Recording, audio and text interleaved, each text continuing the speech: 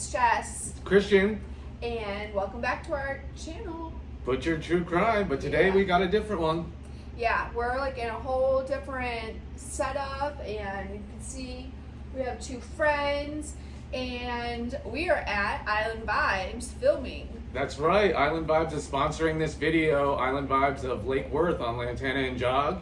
And you can come here for some of the greatest botanical teas or kava, Yes. and meet tons of friends. By the way, kava is like a relaxing root from the Southwest Pacific Islands, so it promotes relaxation, sociability. So, and they have some of the best ones, so definitely come check them out. And thank you, Island Vibes, for allowing us to do our video here today. Thank you so much. And we're also definitely, we'll link like their Instagram, because they have a bunch of cool events that they do every single week. Yep. And we're also, once this video is edited, we're going to be doing a watch party at the bar, which is going to be so fun. It's going to be like a little mystery night, you know? Yeah, a little missing person mystery night where everybody can watch and try to come up with their own theories on what happened in the case. And yes. So I'm super excited for that. Yeah, really excited. So thank you again, Island Vibes. We greatly appreciate this. Yes, absolutely. So let's just jump into it. Yeah, let's do it. We're not doing true crime today. We're doing a missing persons case that has captured the hearts of both of us. Yeah, it's wow. I came across this case a while back, and I would talk Christian's ear off about it until I was finally like, just look into it. She's not lying. It's insane. So today's case actually happened a few days before Facebook became Facebook. Right. And it like when Facebook came out, because it was just a few days after all this happened, remember, it blew up over Facebook. And today's case is the case of Maura Murray. And if you haven't heard of her, and even if you have, just sit back, relax, because her sister, actually, we were in communication with her sister Julie. Yes. While researching this film, and she helped to clarify a lot of information, because if you watch a lot of the documentaries out there, people are just trying to profit from this, and they make up stories that are exaggerated. And you know, we wanted to try to give you the most details to actually help somebody, or if anybody out there knows, to come forward and speak up. Yeah, now's the time.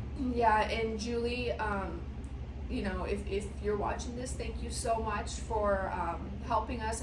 We know you're extremely busy, and you're still, you know, running your sister's case full time every day. And you know, Julie actually said when I first sent her an email that she responded and said thank you to us for asking. You know, because so many people, like Christian said, just do this to profit off of her sister's disappearance. Right. And that's sickening. And we just wanted to make sure, like, we got the most accurate information that we can, you know? Right. So she, you know, she was like, go ahead, any questions you have, you know, thank you again for asking. Yeah, she definitely gave us her blessing. Gave us her blessing. So, yeah. So we're going to jump right into it. And then we're super excited to hear your take on it as well. So please leave comments on the video, and please join us for the watch party. And afterwards, we'll be discussing the case, and we want to hear your theories. And we'll also go through a bunch of theories that are out there currently. So let's all put our detective glasses on and help solve a case that's been open for what, 18 and a half years now? 18 and a half years, yeah. It'll be 19 in February. Right. It's crazy. So, Maura was born May 4th, 1982, to the parents of Fred and Lori. Yep. I don't know why I was going to say Frank. It's Fred. It's Fred. And I know this because I've read it somewhere. And he's a medical technician, and Lori was actually a nurse. Yes. And she is one of 5 siblings. She's got 2 brothers and 2 sisters. You'll hear a good amount about her sister Julie, because her sister, you know, her and Julie were like, they were inseparable, like growing up and everything. So Maura's parents actually divorced when she was young. So the kids lived primarily with her mother, but their father was still very much involved in their lives. Going to every single sports event, driving them to every single sports event. Coaching some of their teams. Yeah. He was still very involved, so both parents are very involved, you know, very much involved in their children's lives still. Yep. So Maura was like insanely smart. She was super smart, super athletic, track star. I mean, she set records at her high school. She got a 1420 on her SATs, which is almost perfect. She had about 1,000 off from what I got. I didn't even take mine. She got acceptance letters from like Harvard, Yale, like some of the most like pristine, like best like colleges around. It's amazing. She's amazing, and I mean that's something to be so proud of. So she actually decided to follow her sister Julie to West Point. Julie was she's a few years older than Maura, and so she was already at West Point. Julie loved West Point, so she talked more into it. Maura, of course, wants to be by her sister Julie, who she's like super close with. She's like, yeah, I want to be by my sister. Yeah. So, she's like, come to West Point, join the track team. You'll be amazing here. You'll thrive. And Julie was a very like she liked regimented stuff, and she was very organized, and she liked the whole cadet military stuff, and that was her passion. It really wasn't Maura's passion though. Her sister said liked a little more chaos. Yeah. And she just didn't like everything perfect. She had her own mind and her own ways, and that's totally fine, Yeah. I'm like a Maura. I like more chaos. Exactly. You are chaos. I am chaos. So while she was at West Point, she actually was accused or convicted of stealing about $4 or $5 worth of makeup from the commissary. From the commissary at Fort Knox. Yes. She was on a class trip. And when Julie even asked her, I mean, she went in front of the board of West Point. She, paid her dues and did what she had to do. But even her sister Julie was like, Maura, like, why, why? And Maura was like, I don't know why. She's like, I had money. So it was, I think she, I can't say, obviously we can't say because we're not Maura. But sometimes you're just in college and you're just trying to test those boundaries and test those limits, Yeah. And I think maybe in high school she, is so like she was living with her mom, and just it was more like structure. Yeah. Even though West Point was structured, but you're in college, you're out on your own, and like maybe she's just testing the waters. Yeah. Who knows? Nobody can say except for Maura. And during the time after she had been caught stealing, she had met a gentleman named Bill Roche, who was also going to West Point, and they became an item, and he actually really helped her in the case of trying to get it dismissed and trying to, help his girlfriend, soon-to-be girlfriend, sail through the West Point and stay there. Yeah. He ended up leaving. Him and Maura were still together in a relationship, but he actually ended up leaving because he got stationed in Oklahoma. Yes. So, once we get caught up to date here, you'll soon realize like he's in Oklahoma. He's not at West Point anymore. Right. She had another incident at school where she had found like a credit card in the parking lot or in the stairwell at the dorms, and she was using the credit card to order delivery food to her dorm. Yep. And the cops ended up running the number, finding out what charges were where, and then went to the pizza delivery place. They gave the cops an address and ended up finding out it was Maura. Again, Maura admitted to it. She said she didn't know why she did it. Went through with any discipline that was handed down to her, and so she was definitely pushing. Yeah, she was pushing boundaries. Yeah, pushing for sure. her limits. She did. She was like me. Yeah. It was like like most college kids. Yeah, I mean, let's remember they're only 21, around 20, 21. So who doesn't do all that stuff? When mom and dad aren't there 24/7 now, you're going to. It's natural to test the boundaries and test your limits. And in West Point, like after you're there for 2 full years, you have to enlist and enroll in the Army, and it really wasn't Maura's thing. So that's when she decided, I'm going to transfer. What she was studying, chemical engineering, or engineering, and then she transferred to UMass of Amherst to study in the nursing program. Yeah. And she still flourished Yeah. in that school, and did great in school, did great in all of her sporting events and track. And I mean, she was a smart girl, made some dumb decisions. Yeah. But who hasn't Right. when you're 20, 21 years old? But smart so isn't that girl, where she actually got the credit cards and was making purchases at Amherst? Yes, you're right. Yeah. It was at Amherst. It was not.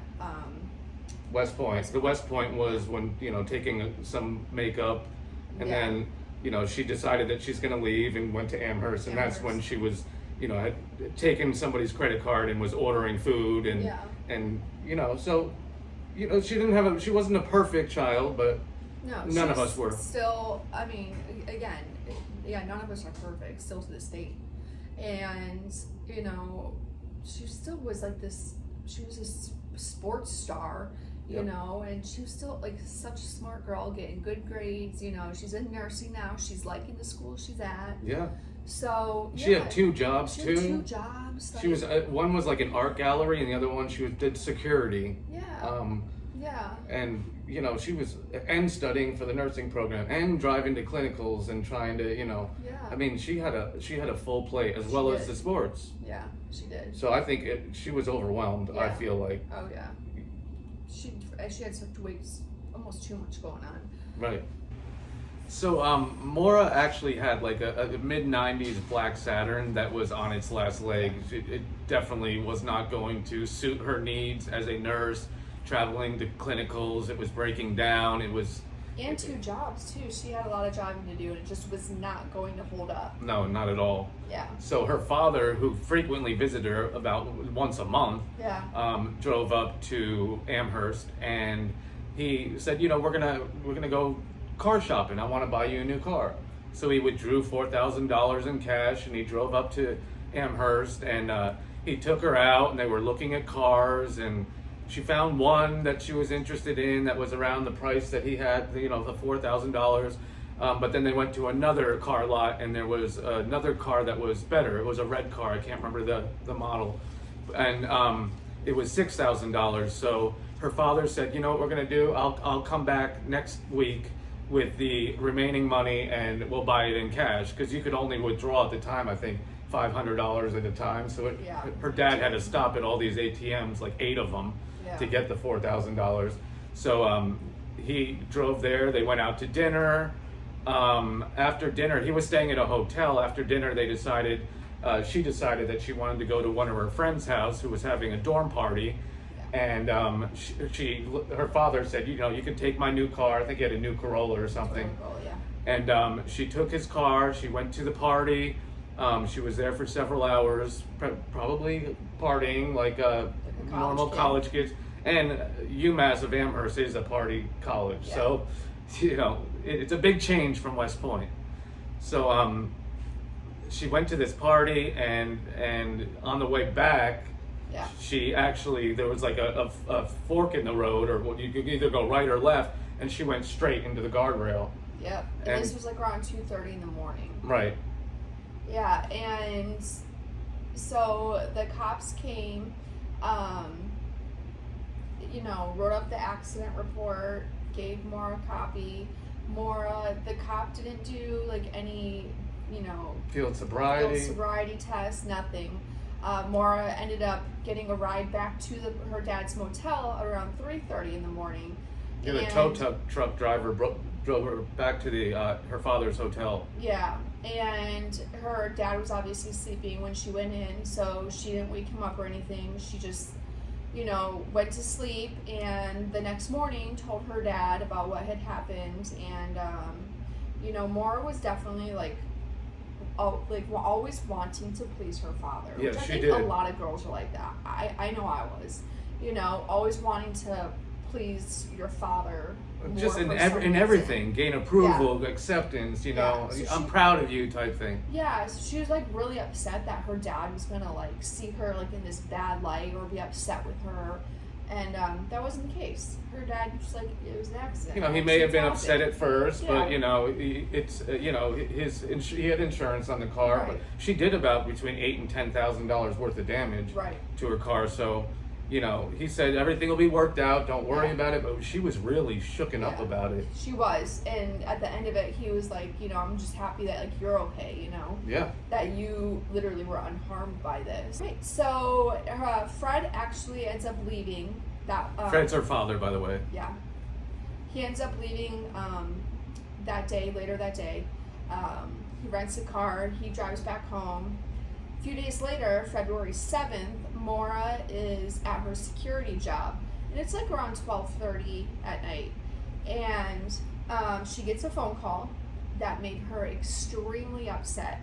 Now, it wouldn't come out until years later. Nobody knew for years what that phone call was. What that phone call was about, or who was even on that phone call. But it's out now. So it turns out it was her sister Kathleen.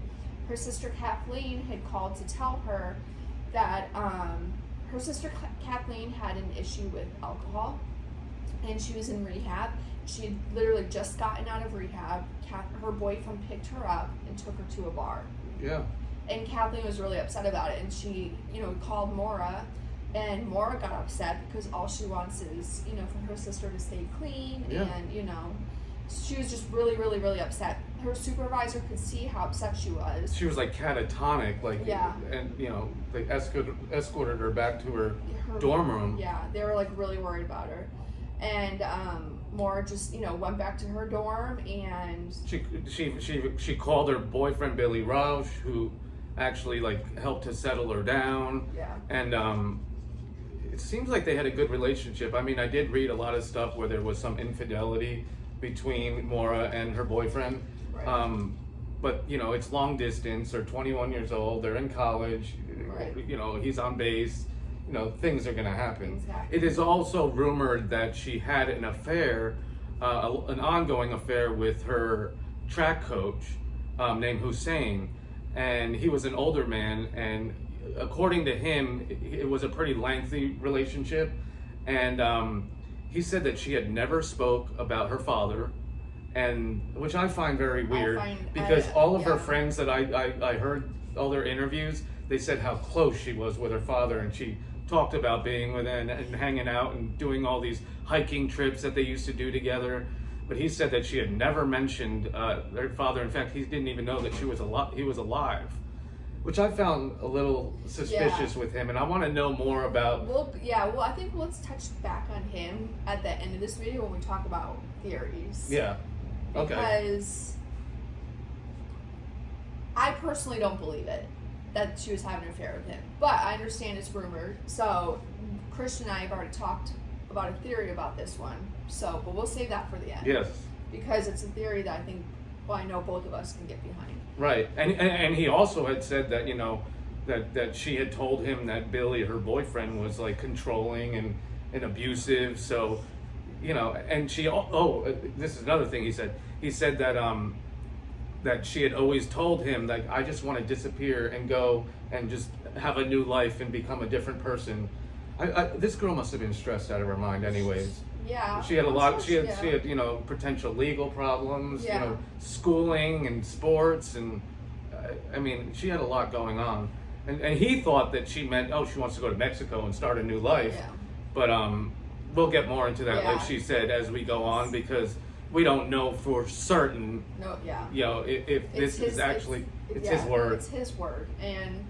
It seems he definitely loved her, though. He was really into her. Love and obsession is two different things. Yeah, I know. But it just, I mean, we'll get into that later, because it just seems like a lot of stuff he says is only something he says, like not her friends or family or anything. Right. Like that. So we'll get back into that. Yes, we will. So where are we at? Night of February 7th. Okay, so she's back in her dorm room. Her boyfriend is on the phone with her, is able to calm her down. And she goes to sleep. Yep. The next day, she wakes up and she's just, you know, going about her regular college life. Yep. She was actually on her computer, like looking to rent like a condo or a place in New Hampshire.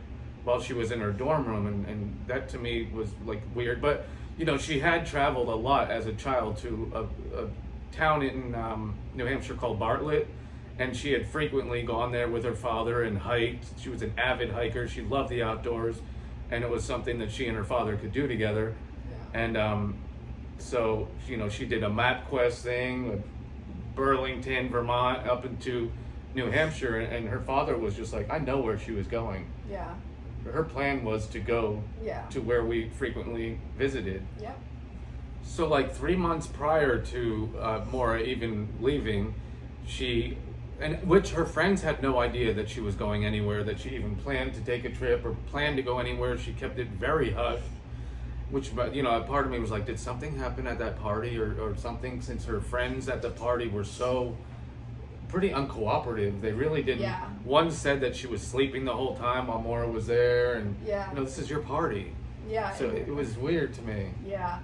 Like, and then Maura is driving back to the motel, and she drives dead into a guardrail. It just doesn't, none of that makes sense. So it almost, I don't know, it sounds like something happened at the party. Maybe she was upset, but we don't know. Yeah. So a few months prior to Maura deciding to take a trip or leave or whatever she was going to do to escape, she had gone and stayed at a particular cabin or condo up in New Hampshire with her father and her boyfriend Billy Rausch. And it is said by her sister Julie, I watched an entire interview with her, that while she was there, Maura actually got a $99 speeding ticket there, and she paid the ticket fee, but there was a reinstatement fee that came along with it too, that she possibly had to have take care of.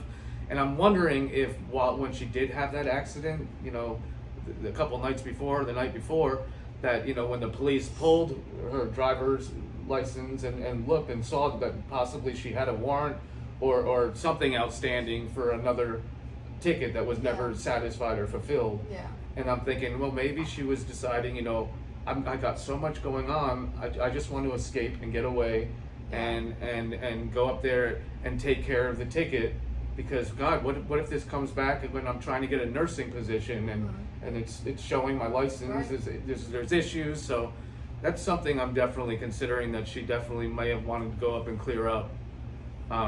But who knows? Before she even left, it was 3:30 in the morning, and she finished her nursing homework, emailed it into her teacher, and then sent her teachers an email saying that she had a death in the family and that she would be gone for a few days. And then she also called one of her friends and said, hey, I have that nursing coat you let me borrow, I'm gonna drop it off. And her friend was like, it's okay, like, just hold on to it, like, you know. And Maura, you know, took the coat to her friend's dorm, knocked on the door, and left. And her friend opened the door and just found the coat right there by the door. Right. And so that all happens, and then Maura jumps in her car and goes to the ATM. Goes to the ATM machine, withdraws $280, which is all she had in that particular account. And it's weird, I saw the footage of the you know, the picture of her withdrawing the money. Her hair was up and she was wearing a light colored coat. Yeah. See, on every missing person case, it said the posters, it said that she was wearing a dark colored coat. And like her father and her sister, like, I don't recognize that coat. Like, this is weird. And so I don't know. It was just another thing that and this is people also, noticed. Yeah, 2004.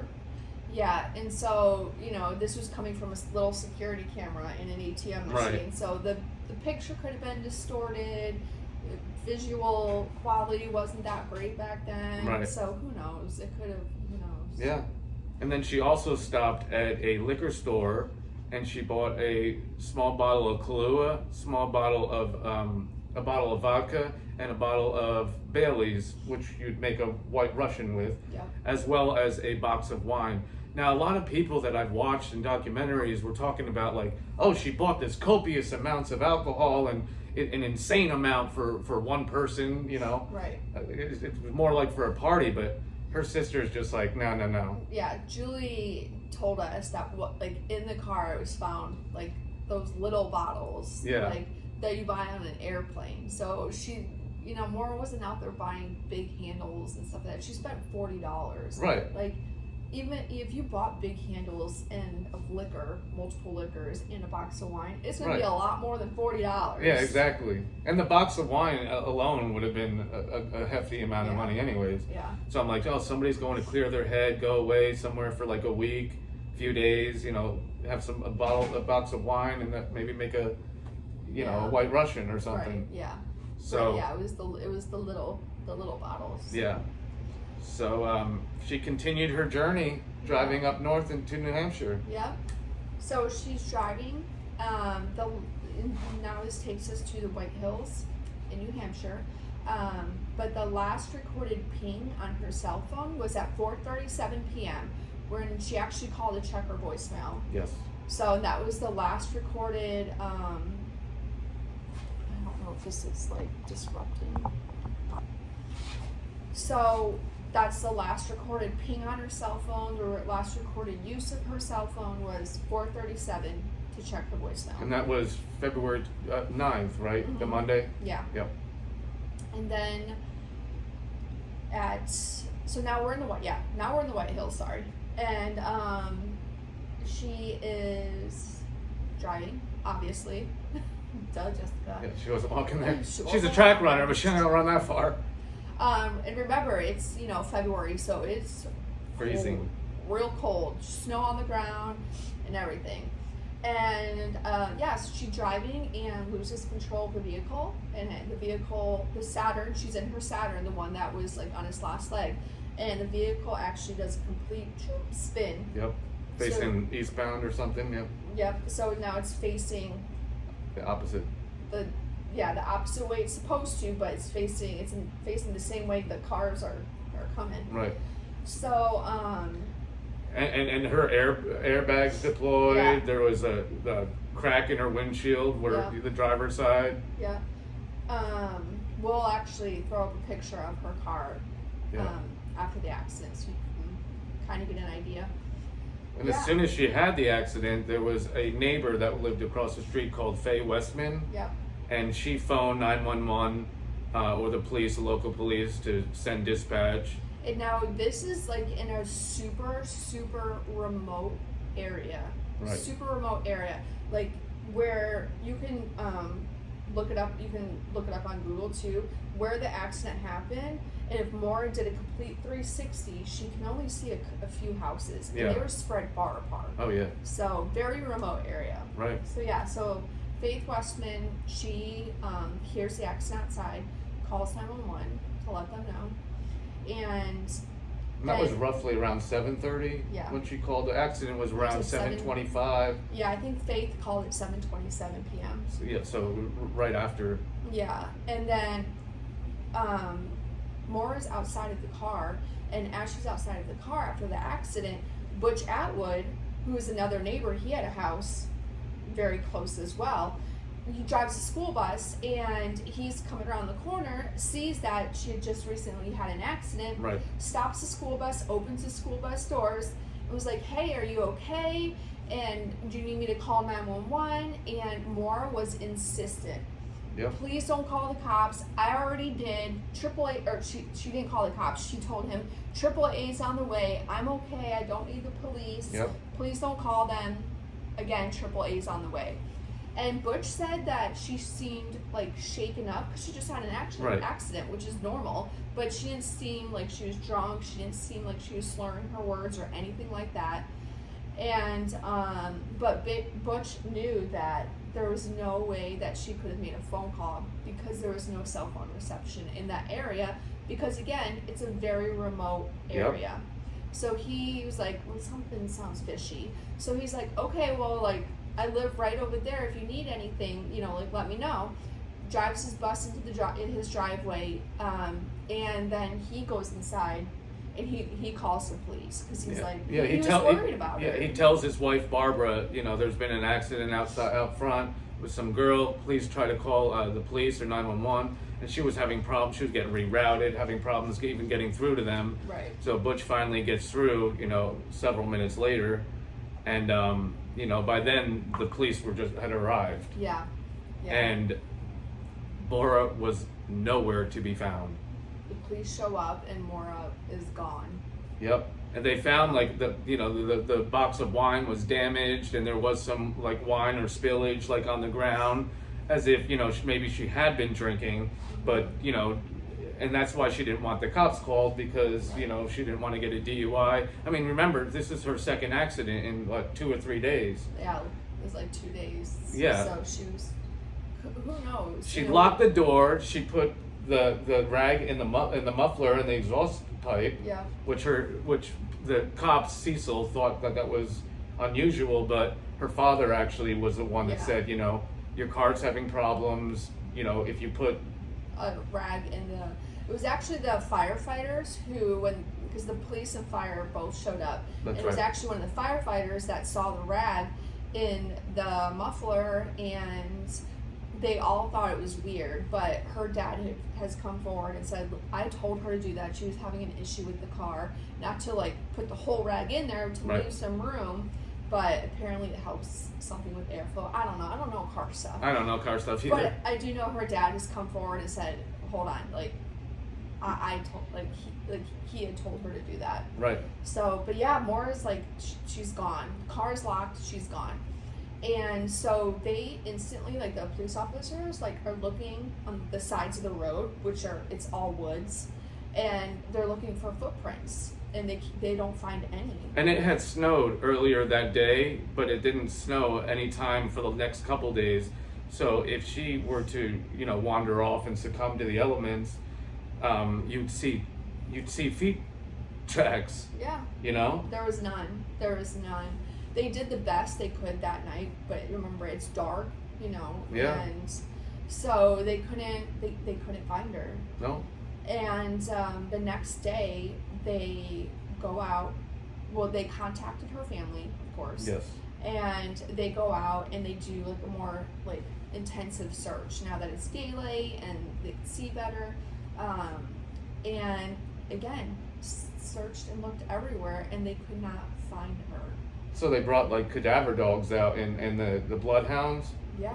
Which they gave the handler of the bloodhound some leather gloves that she had just gotten. So, and her father even said, why would they just use that? I mean, there's so many other things that would have her scent on it, let alone a barely used glove. That doesn't make sense. I mean, they used it with the dogs, the cadaver dogs, and the dogs traced it about 100 feet or something like that down the street. 500, yeah. Yeah, something like that. Yeah, and then it ended in the middle of the street, as if, maybe she was picked up by somebody. Exactly. This case just blows my mind. So I'm like, here's this girl who is just, I obviously personally didn't know her, but she seemed like such an amazing person. Right. And she's just plucked off the earth, and it blows my mind how almost 19 years later we still don't know what happened to her. What the heck? Yeah.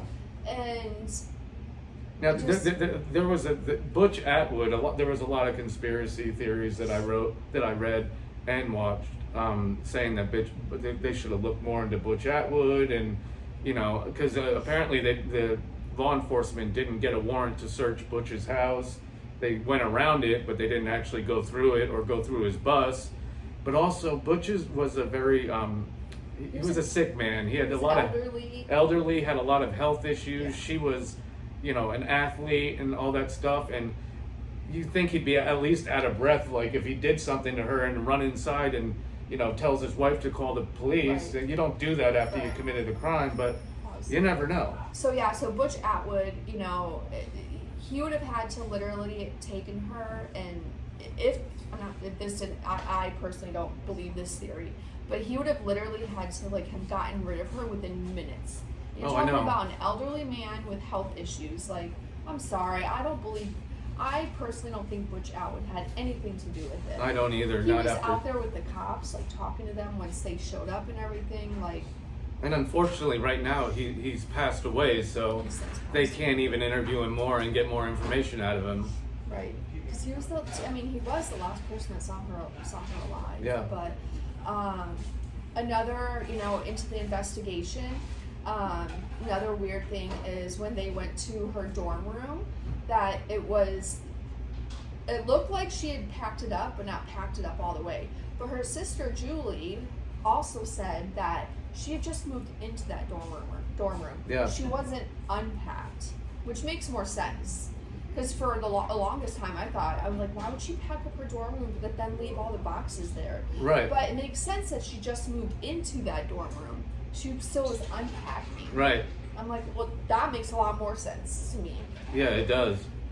But it's wild. It's been 18 and a half years, and they're still actively searching for her. It was like 2 weeks ago, they had another massive search out there looking for her, where she disappeared. And I hope for her family most of all. Like, obviously there's tons of people that want to know what happened to her, but I especially want her family to get some closure of this. Yeah, I mean, they've exhausted. I mean, her boyfriend and his family and all of them, everybody came and were searching. I think her sister Kathleen found like some women's panties like in the woods, but DNA didn't, came out. I am suspicious of the police in this one because the police, I feel like, dropped the ball on a lot of stuff. Like Fred, her father, like came forth and it's like, I want the documents, I want all this information, I'll do all my own research, and they wouldn't hand anything over to him. Wouldn't give him anything. And then there was also there's a 6-part documentary out there if you want to look into it. We'll link it at the end of this video. But it's a great documentary as well.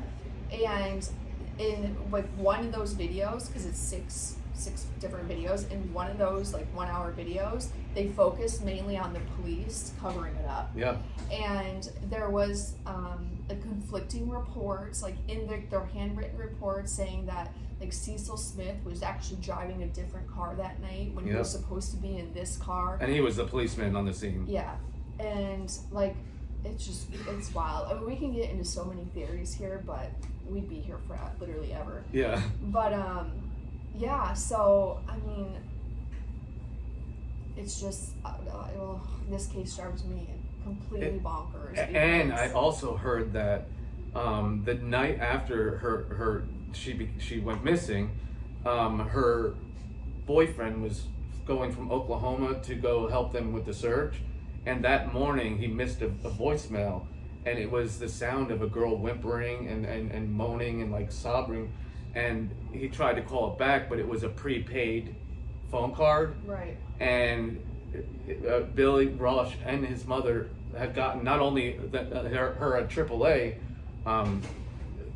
package or whatever that was, but they had also given her prepaid phone cards, and so he was like convinced that was her the following day, and like, but was helpless because where was she? What can I, Yeah. And he could never get in touch with her again. Yeah. There was no, that wasn't like 100% confirmed because there's no way to confirm it. So that's definitely, wow, if that was like really her, which it's weird, like what other girl do you call him? I know. Whimpering, but that just gives me the chills. Like, yeah, so there's so many theories out there. Theories that Maura ran off to start a new life,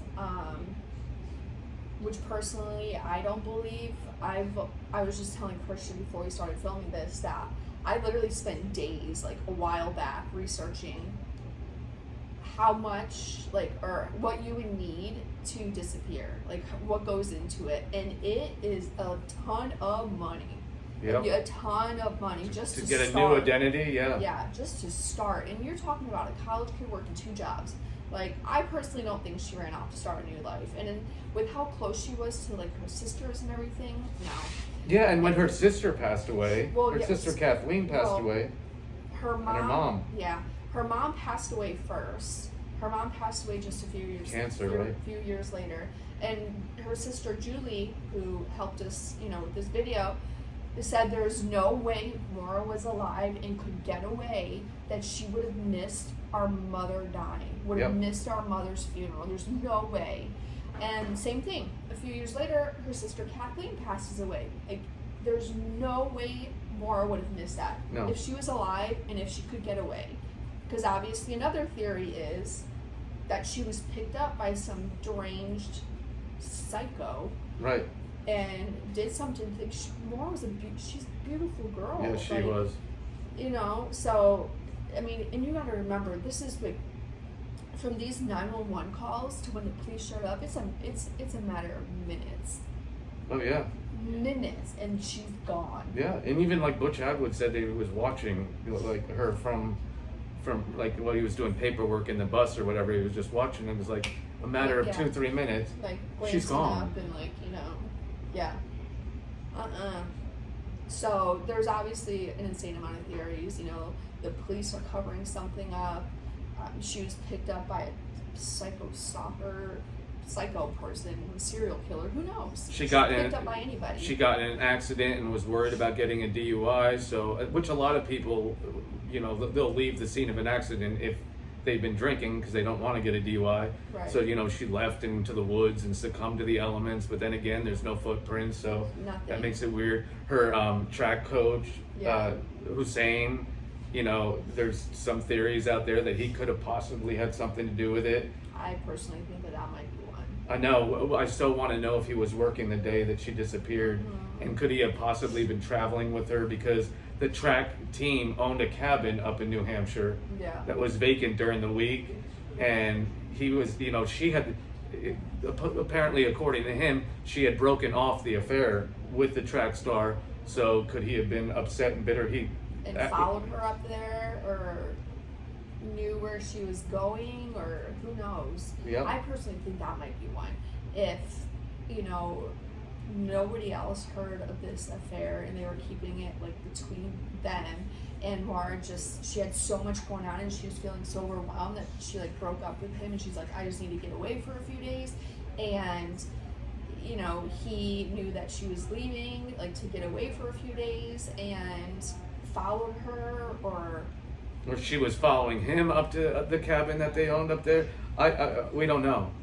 It's just one of those other theories. Yeah, I personally don't think that she was following him, you know, seeing this. She was doing research for a place to stay up there anyways. That's what I was thinking too. Yeah, so I think it's either he was following her and he did something to her, or she was scared that the cops were going to show up at the accident. She started walking or running. Again, she's a track star, running, and some crazy ass person picked her up and unfortunately did something to her, you know. I personally, and I hate to say this, but I personally don't think she's alive. I don't either, not after all this. Yeah, I hope and pray she is, but I don't know. Even her sister Julie, she's said in many interviews that she personally feels like her sister is no longer here. Right. But as a family, of course, they want her, you know, they want her body to be able to give her a proper funeral and bury her properly with her mother and her sister, and the, you know, the A-frame house. Yeah, that's another one.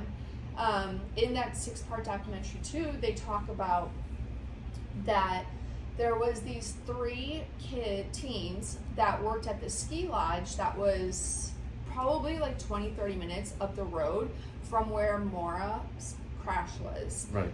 And so like right around the time of the accident would have been when these boys were on the road, and they frequently sometimes drove together. So they would have been on the road, and that, you know, maybe possibly, because again, remember, this is a rural area. Not that many people are driving by on that road. No, they're not. Very rarely. That maybe these boys like saw her walking along the road or running, whatever, and they stopped and picked her up to like go party somewhere. Yep. There's and that she, you know, is like, hey, yeah, I'll go back in the morning. I'll go with these guys, go party and stuff, and then I'll go back in the morning and get my car. Maybe she thought the car would still run or something. And they were younger, so I'm thinking, maybe she was more comfortable going with a younger person than going with Butch Atwood because he's an older man. Yeah. That, I don't know. But I definitely feel like, because they actually, they didn't even have a search warrant on that A-frame house at first until like the new by owners. the way, the A-frame house, one of the boys, the ski lodge boys, lived in. So that's where we're going with the A-frame house. Yeah. Yeah. And they, like, after the new owners lived in the house, they brought cadaver dogs in, and it hit on a spot, in the basement, like where the concrete was. A couple dogs hit on that spot. And Christian can talk about the basement because I don't know about that, but I do know that they hit on a closet upstairs. That too. Yeah, and they actually like ripped up the cement off the floor, and all they found was like a piece of porcelain. They didn't find any sign of her, so that was a dead hit. Yeah. But closet, yes. Yeah, the closet was the same thing, and the closet actually got tested twice between two different owners of the house. There's some blood on it, right? Yeah, they found there's like dry blood or something. And I know one of the tests came back and it was like negative for human like blood or DNA or anything like that. But if I'm remembering correctly, that recently, not when I say recently, it was a few months ago. I'll have to look into this again and I'll put it in the description, but that they recently pulled something else from that same closet and they're testing it against her DNA. And DNA, it's like not like an over the night test. Like it takes a long time. It takes months. So, but again, I will I'll look into that and put some notes in the description. But there's just so many theories and nobody knows because to this day she's still missing. And our hope with this video is that by getting the word out and getting more people that know and hear Maura's name and see her picture, that this case can be solved. Somebody knows something. And it's time to start talking.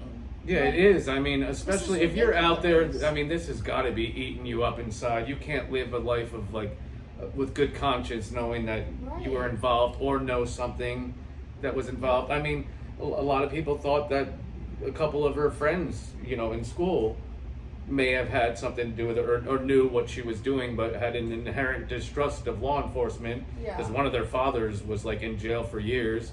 And,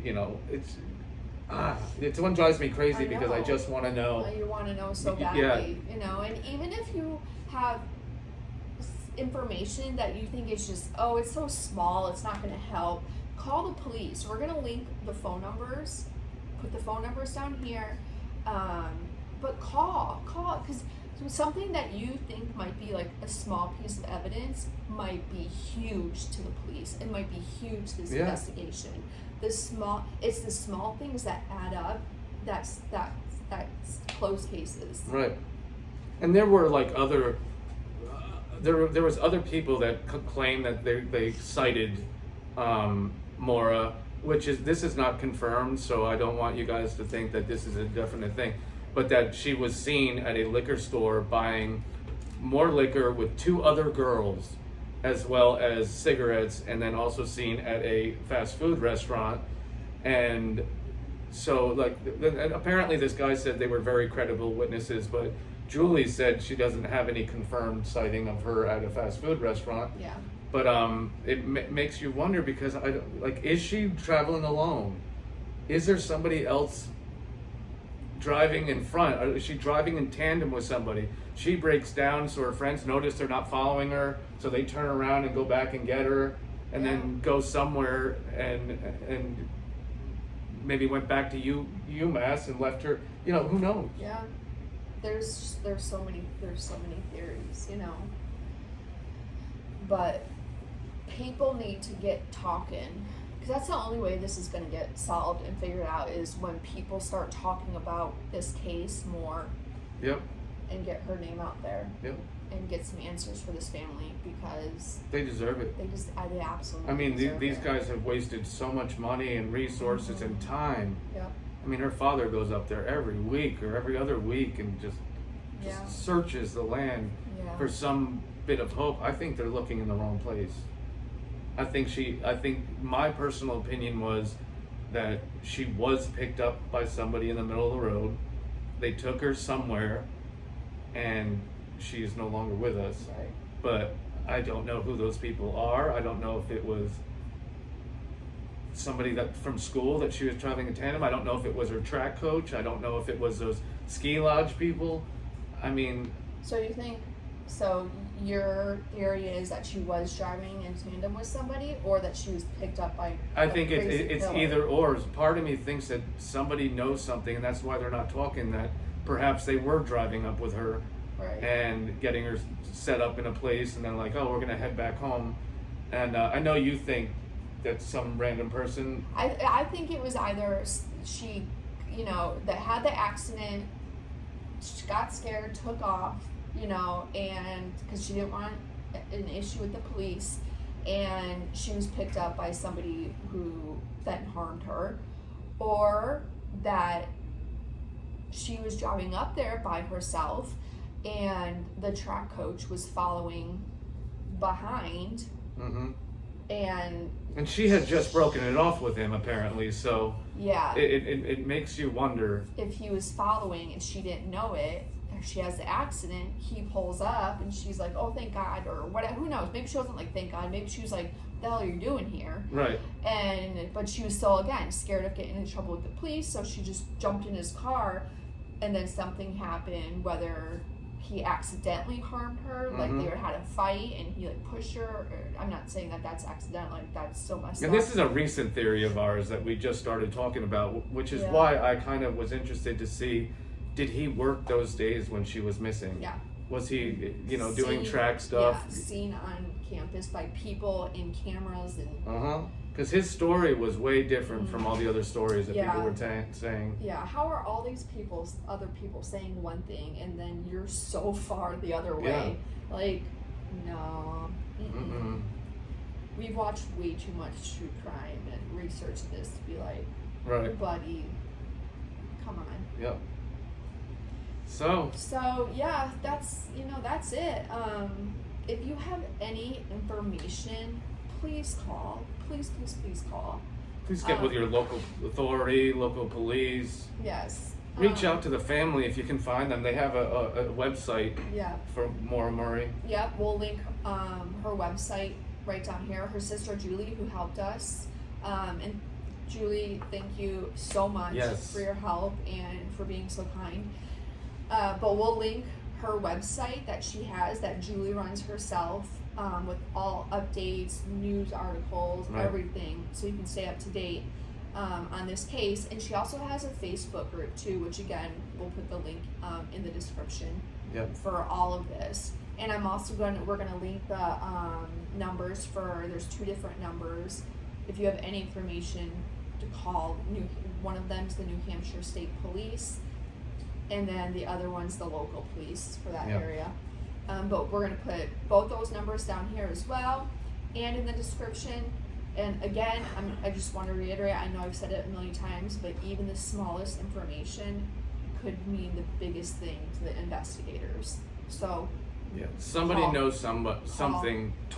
Just talk. Yeah. Get it out. Get it off your chest. Like she said, even if it's minute, do it. Let's bring some justice back for Maura. Yeah. She deserves it. She sure does. But, we want to thank Island Vibes of Lake Worth for letting us record here today. Thank you so much. Yes. This was fun. Yes, it was. And for being our first sponsor. Yes. Go you. Go you. You go, girls. Go you. Yeah. Boola. And it's a family-owned business, so I'm personally very good friends with them, and they treat us amazing over here.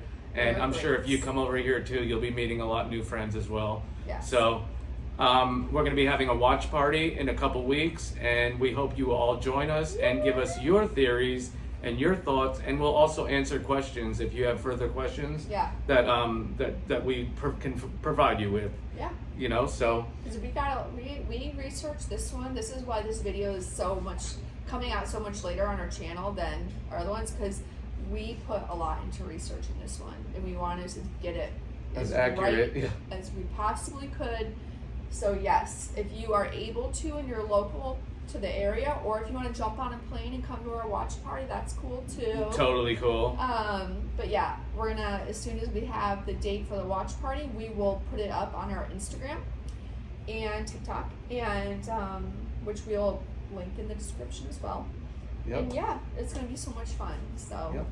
So also like and subscribe our channel on TikTok or YouTube, Instagram. It's butchered_true crime. Of course, today was a missing person case, but after doing this one, I think we're going to be doing a lot more because it's pretty fulfilling to actually get the word out and actually possibly try to help somebody and their family. Yep, for sure. So with that being said, from Kristen and Jess, you're welcome. You're welcome. Boolah, my friends. Boolah. See you later.